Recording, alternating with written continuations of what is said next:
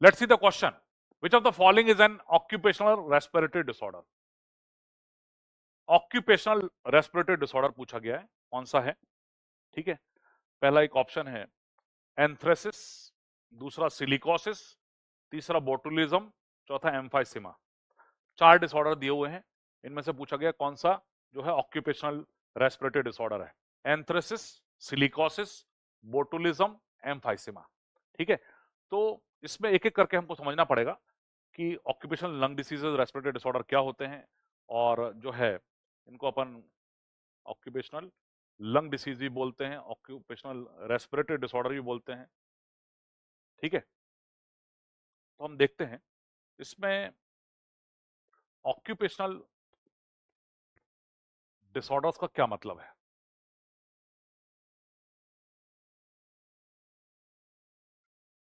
तो disorder which are related with occupation, occupation से related कुछ बीमारियां हैं जो फेफड़े की हो जाती हैं। ठीक है, जैसे कि कोई इंसान सीमेंट इंडस्ट्री में काम कर रहा है, कोल इंडस्ट्री में काम कर रहा है, कोयला, एस्बेस्टस,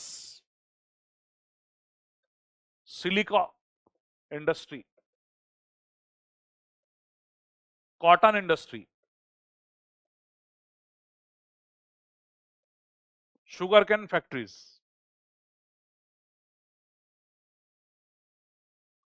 यदि किसी ऑक्यूपेशन से रिलेटेड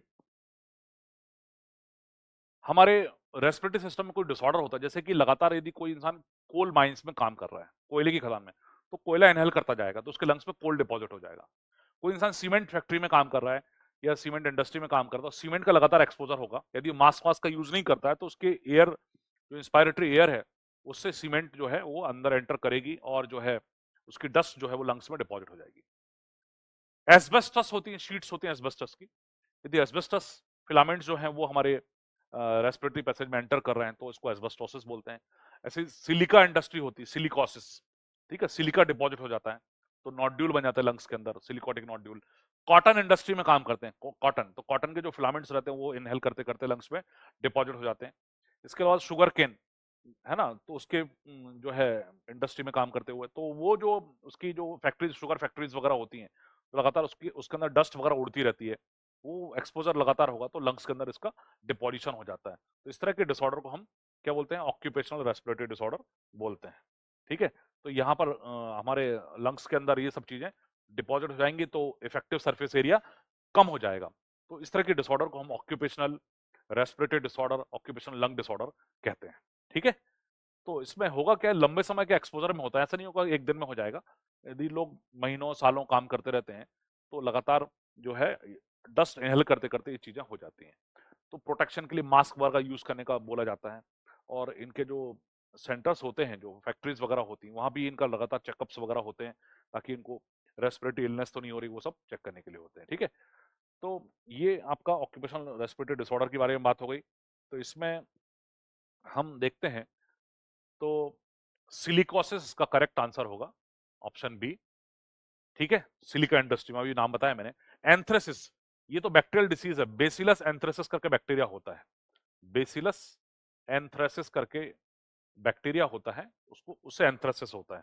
ठीक है, तो ये जो बेसिकली है एंथ्रेक्स करके डिसऑर्डर होता है, जिसमें कि जो एनिमल हाइड्स वगैरह जो रहती हैं, जानवरों की खालें वगैरह, तो वो जगह मतलब जो हैंडलिंग ज्यादा करते हैं उनको ये बीमारी जल्दी होती है, एंथ्रेसिस बोलते हैं उसको। तो ये ऑक्यूपेशनल डिसीज नहीं। बोटुलिनिज्म, ये बेसिकली एक तरह का फूड पॉइजनिंग होता है। ठीक है, बोटुलिनम, क्लॉस्ट्रिडियम बोटुलिनम करके बैक्टीरिया होता है, उसके टॉक्सिन से होता है। एम्फाइसेमा तो स्मोकिंग से होता है। ये तीनों जो है अलग अलग डिसऑर्डर हो गए, सिलिकोसिस इसमें करेक्ट आंसर हो जाएगा, तो option B is correct. Okay.